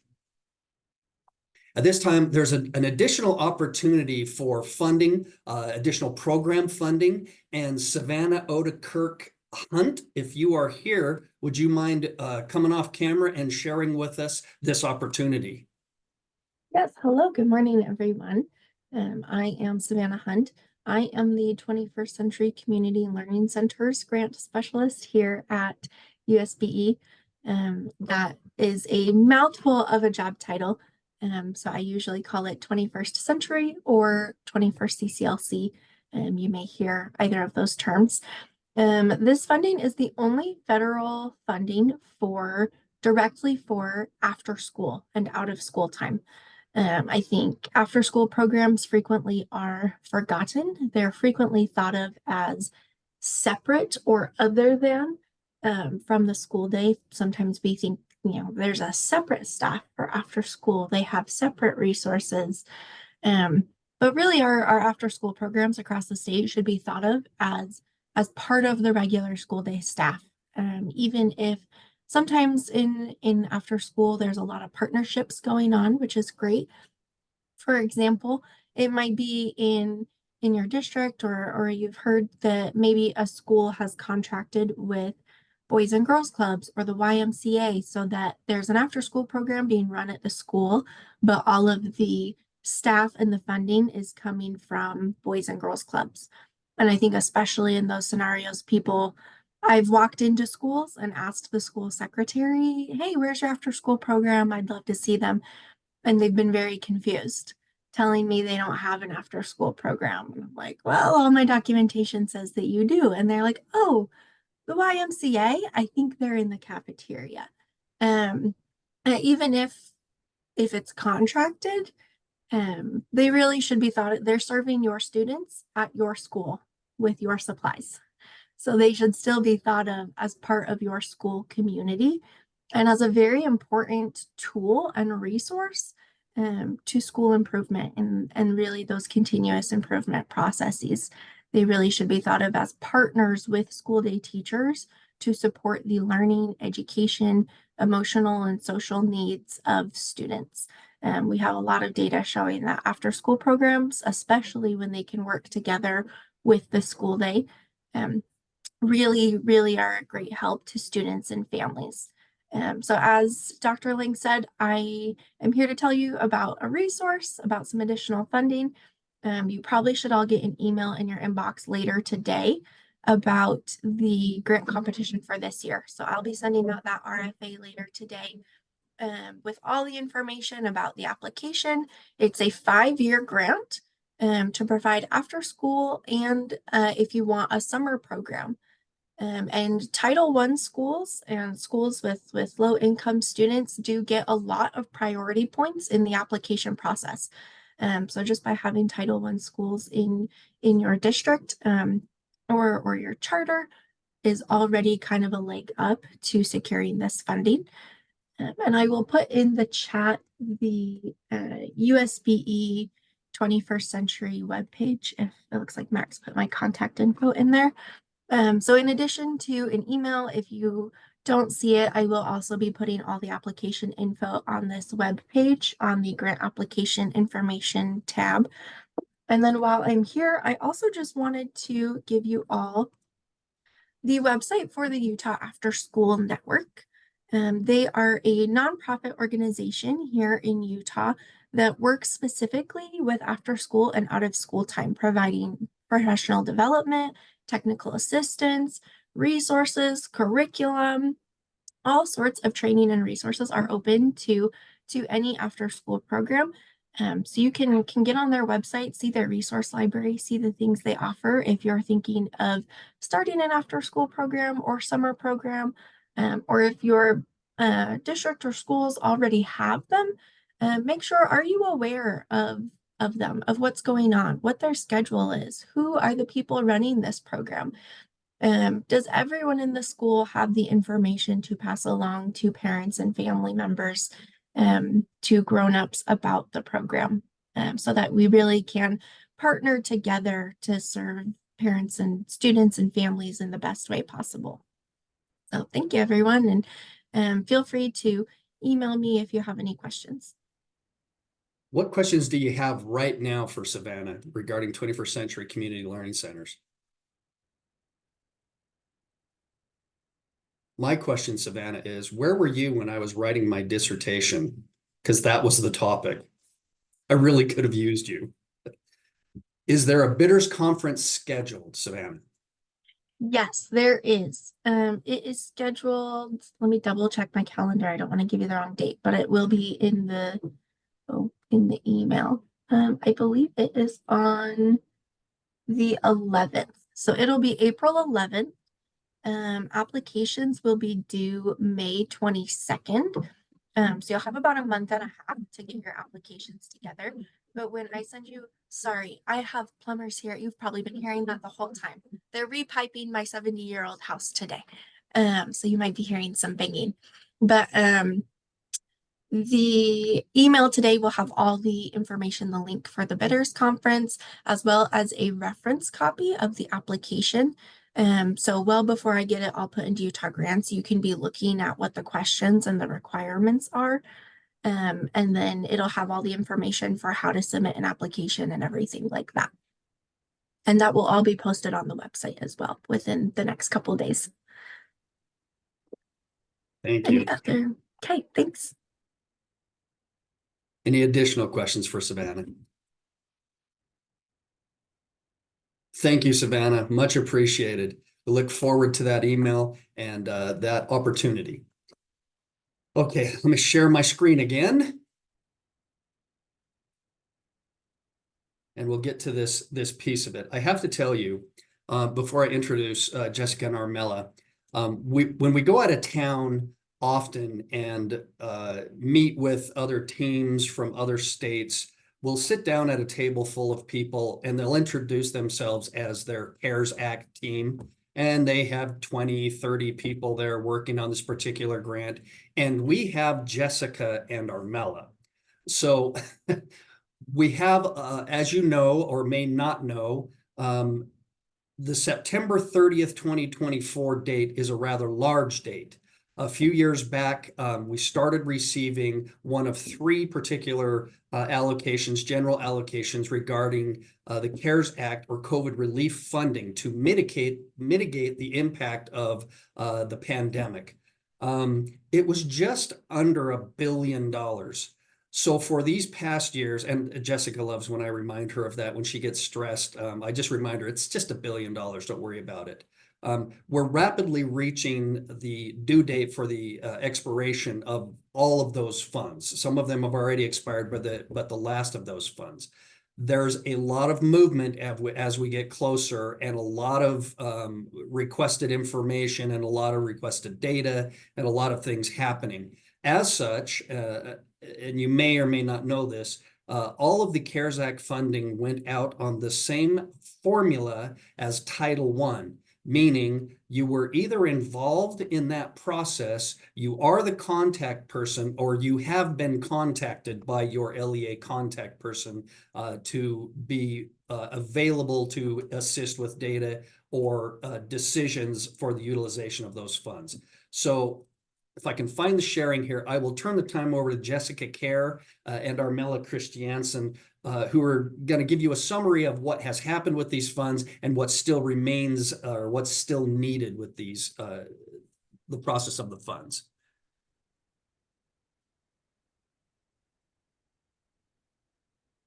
Is it sharing? It's sharing just 21st century. Okay. Yeah, that's Savannah's contact information too. So, and this is Jessica and Armella's contact information. Okay, Jessica, take us away. Keeping in mind, I just have to say this. Jessica and Armella have a meeting with the Department of Education at noon. So keep that in mind, you two. Thank you for that fun reminder. We always love our check-ins with the Department of Education.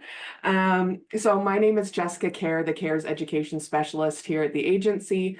Yes, not spelled the same, but said the exact same, which really helps everyone remember how to say my last name, which is just a funny joke.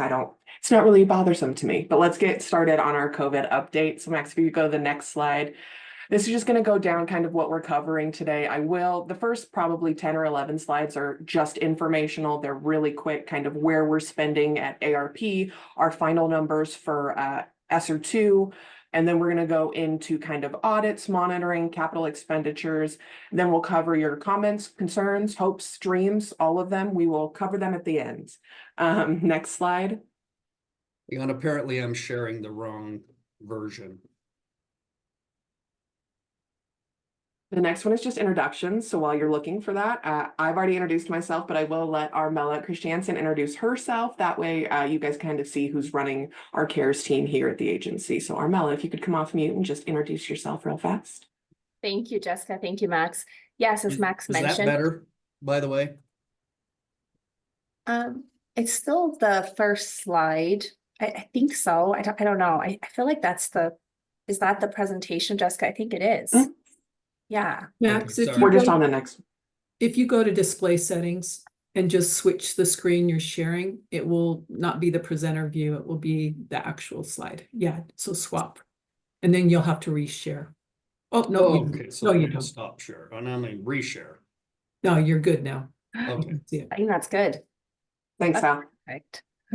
Sorry, I'm Armella Christiansen. My role is to support Jessica and all of her amazing work, and Max as well. We have a small but mighty team. Yeah, so great to be here. Thank you. Nice to meet you. Thank you so much, Armella. And then Max, if you could go to our next slide, one more. Perfect. So this is just our overview of all of our programs under our CARES Act. So we have ESSER 1, Gear 1, ESSER 2, Gear 2, EANS, et cetera, et cetera. On to our next slide, it's going to show you our final numbers. Well, no, it's not. It is going to tell you how all of our programs were broken down. So it kind of shows you the spend amount, the purpose, the distribution formula we followed, how many awards, and the deadline to spend. On our next slide, we'll be talking about the final numbers of ESSER 2. So if you go one more, it's going to give you these breakdown numbers. So for ESSER 2, 90%, the state of Utah was able to spend 99.77% of that. So give everyone in this room a round of applause for spending those monies. We love it. Yay! So for our ESSER 10% base, we were at 92.42. And for Gear 2, we ended at 98.89. And the Department of Education expressed how impressed they were with Utah's reimbursement percentage reimbursed on that one. So we're very proud of those numbers. On to our ARP, which was our biggest one. So our next slide will be our introduction slide to American Rescue. And then if you go perfect. Thank you, Max. This is our breakdown of that American Rescue Plan. So it was our largest award. It was around $500 million. So for our ARP ESSER 90% base, we are at 67% reimbursed. For our ARP ESSER 10% base, we're at 70% reimbursed. For ARP summer, we are at 45%, and our ARP after school, we're at 51%. So we're really impressed with those numbers, and we appreciate all the help and work you guys do. We know that where we've deemed these funds high risk and we're requesting 100% documentation, the LEA burden is there, but we're trying to alleviate that as much as possible on our end for the long term. So if you go to our next slides, we're going to go into audits. It is not in our slides because I was just informed this morning, but just as a heads up to everyone that is aware, the federal auditors have gotten in contact with our counterpart at the Governor's Office of Planning and Budget, and they are starting an audit on the GEAR funding through GOPB. And so they will be requesting information through Jacob Wright, through that office, and we will be assisting with any information he may need. So just so everyone's aware of that, it looks like they're starting with GEAR first, but luckily they're doing it with GOPB, where we will assist wherever we can, but it's not on our agency quite yet. So if you were in our fall Title I directors meeting, you've seen these slides. These are just kind of how do we comply with federal grants? What happens when you don't comply? So I'm not going to spend a ton of time on this slide. If you'll go to the next one. So this is kind of the audit focus specifically with CARES and ARP. They're looking for supporting of eligibility of dollars expended, tracking of dollars and expenditures, experience with federal funding, construction and infrastructure spend, and everyone's favorite topic, Davis-Bacon. So those are kind of some of the things we'll be going over in this small audit section. In our next slide, it goes over lessons learned from the Department of Education. This slide is directly from the Department of Education. So these are the things that they are seeing with their internal audits and their audits across the board. So we're just kind of seeing I'm not going to read through all of these, but please feel free to read them at your convenience. A lot of them were just kind of gear fund grants, and that's, I think, why they're starting the audits on that one, is because they were seeing some issues with compliance on gear. So that's where they're starting. If you can go to our next slide, I don't know if Max mentioned this as well, but I like to be the dramatic one on our team. So just to put these into perspective, these funds can be audited up until 2029. During that time frame, we will have 2 presidential elections, 3 Olympics. My son, who is currently 4, will be 10. Why do I say these things besides being the dramatic member of our team? It's to highlight how far ahead these funds can be audited by the Department of Education. And the Department of Education has now said it's not an if we get audited, it's a when we get audited on these funds. So that is where we understand that we request 100% documentation, and that can be burdensome, but in the long run, it really is a benefit to both us and the LEAs and you guys, because not that I wish anyone unemployment, but there's no guarantee you're going to be in this role in 2029. And I don't want to have to call the person that's now there and they have no idea, right? So if we get all the documentation up front, then we're not bothering you as much later down the road, is our thought process. So just to highlight those, next we'll go into monitoring. On our next slide. Okay, so for a little bit of background, and this is not me not liking the Department of Education, I'm just giving you a little bit of background.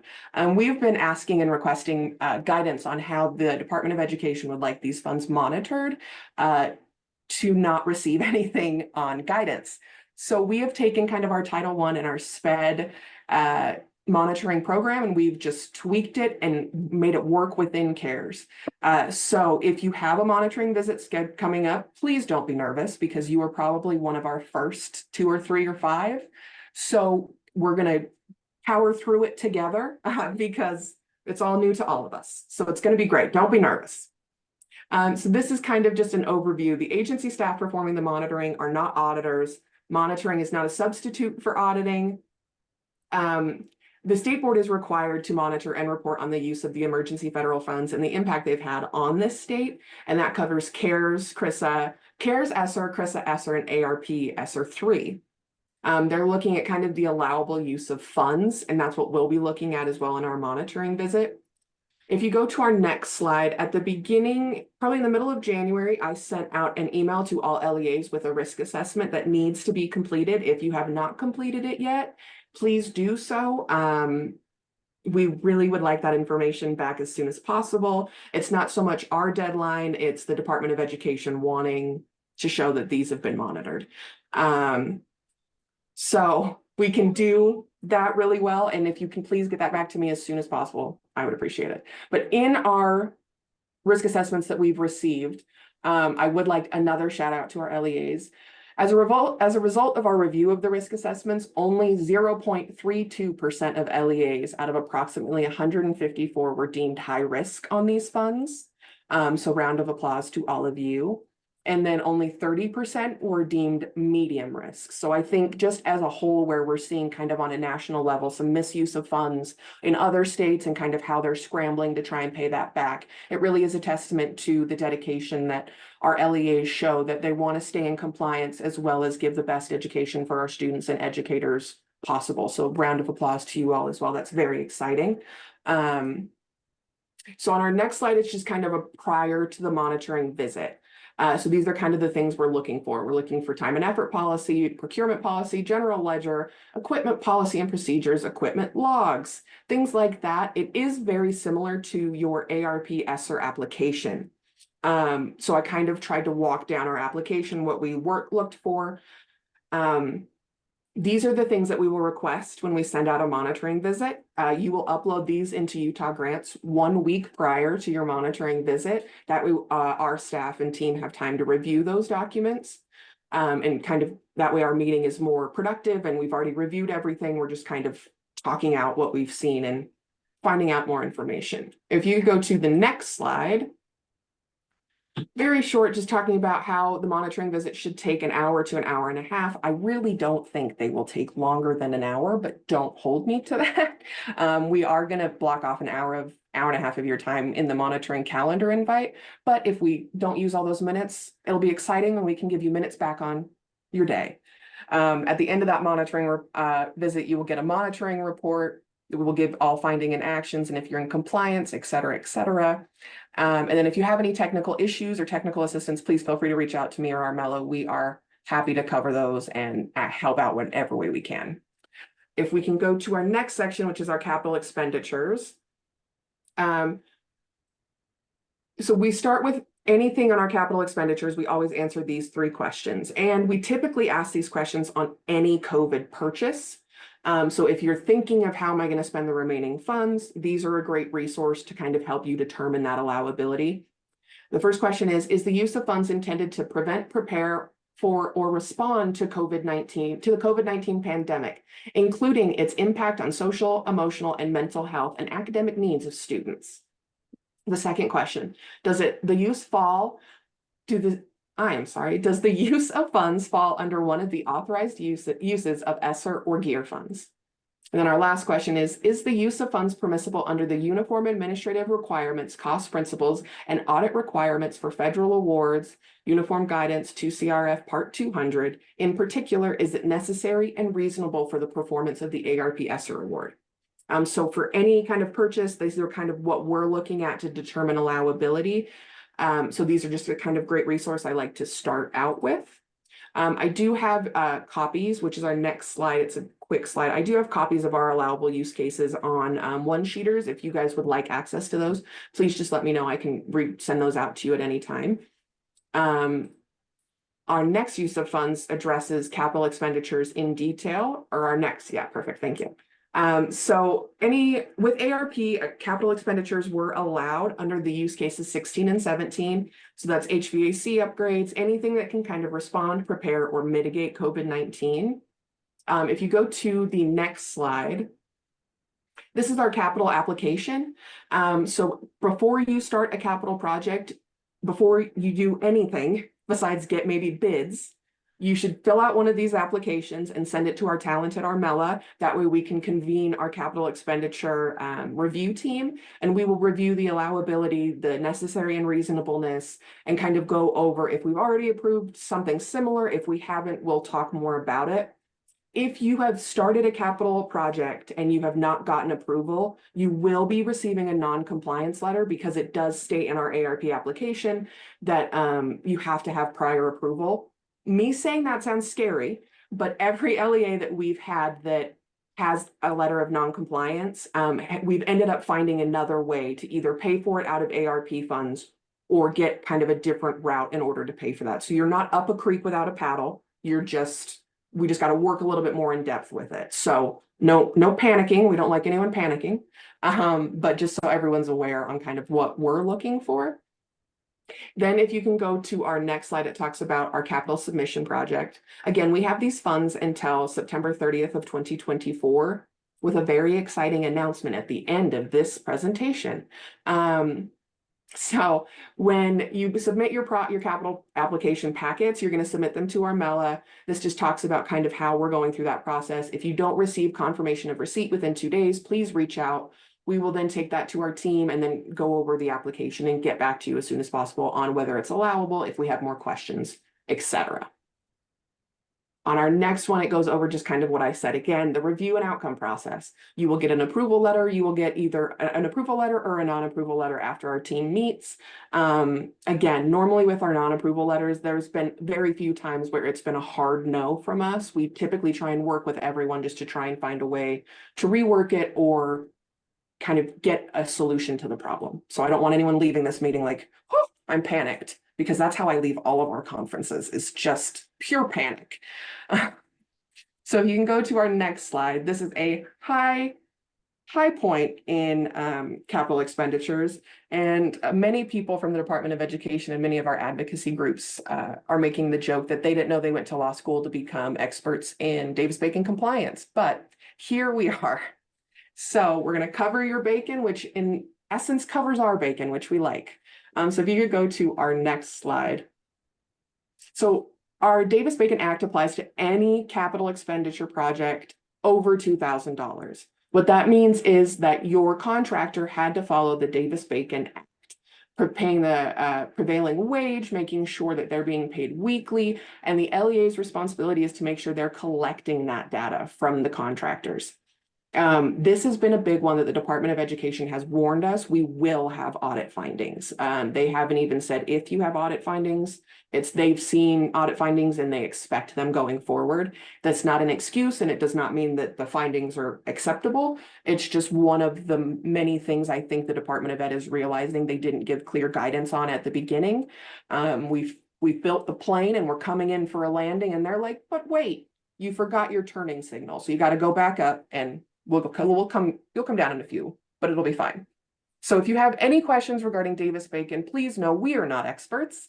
We are happy to get in contact with some construction experts and kind of get that information where it needs to go. We've reached out to the Department of Labor for people who have questions. If we do not have the answer, we will find the answer for you. Just please have a little patience with us, because like I said, I don't think I got my degree in politics or Mulligat or MBA to be construction experts, but here we are attempting to be so. So the basic provisions and the requirements start on our next slide. I'm going to read kind of just an overview of these. I did give you a high level just now, but it talks about paying your laborers directly upon the site of work, at least local prevailing wages. That is determined by the Davis-Bacon wage sheet, which I can send you guys if you guys have that. I know some of our LEAs, when they were putting out contracts, put on like what bids or requests for bids, they were putting that you had to follow Davis-Bacon. So I mean, that's a good safety net as well. It's really the prevailing wages and making sure they're getting paid weekly, and that you as the LEA are collecting that data to make sure that when the auditors come knocking, we can at least provide what we can.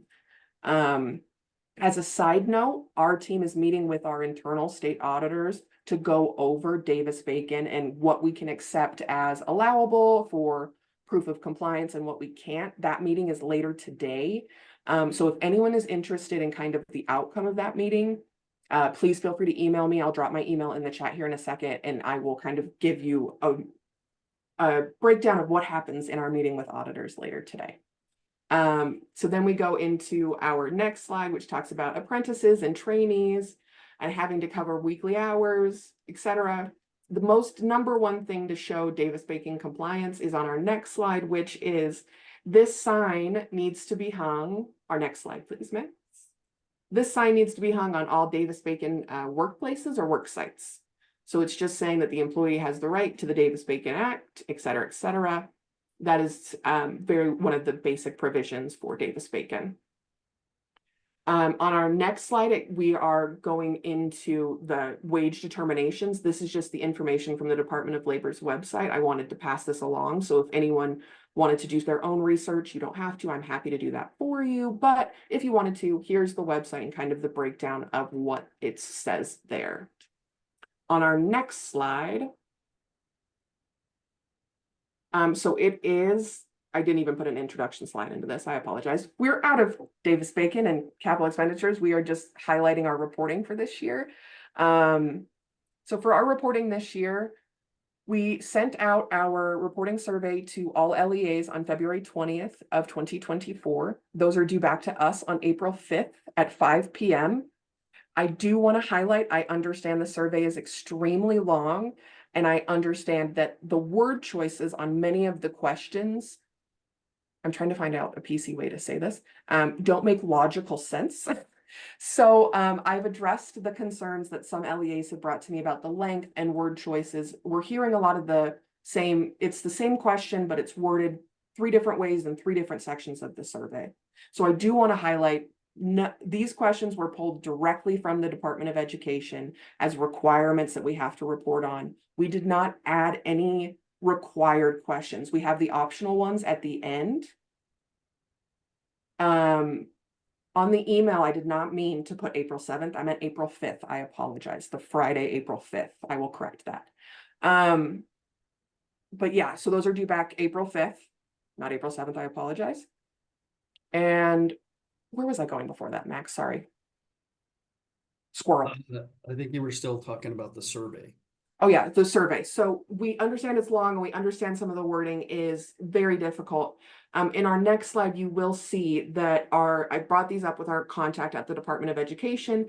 If I do not have an answer for you on why it's worded this way or how to answer, I have told our contact at the Department of Education that I am directing all the questions to her because they are her questions.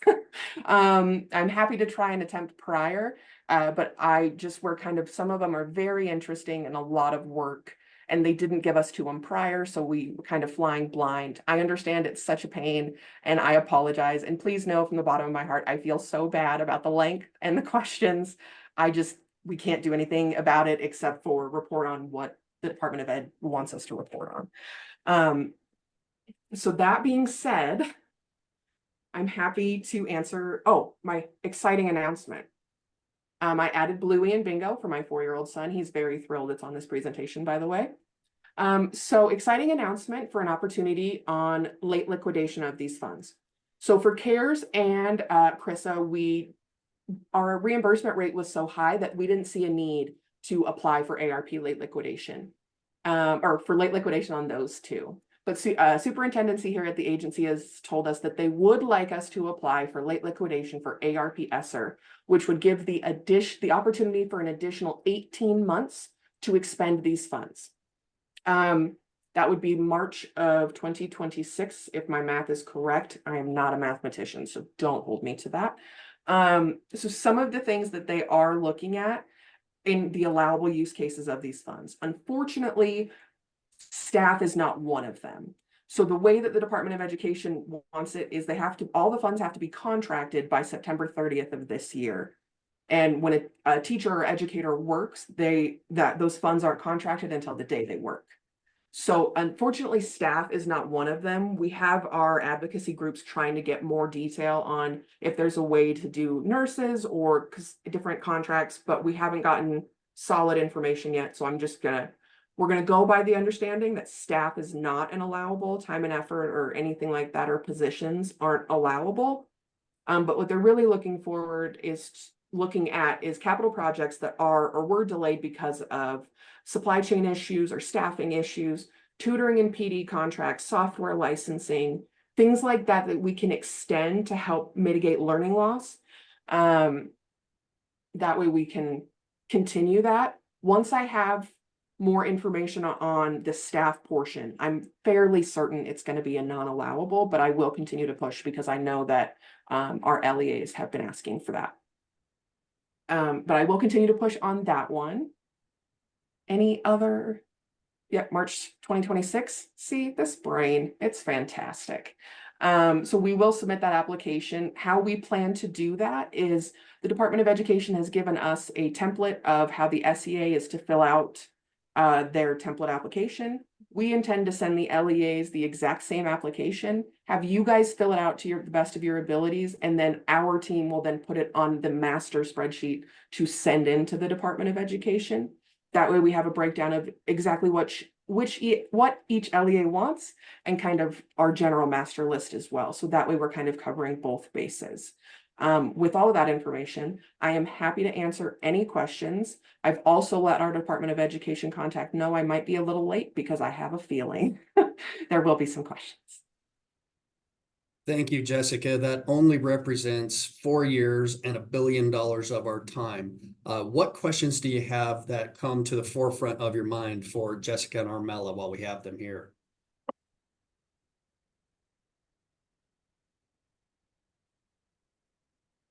18 months, it dropped my jaw too.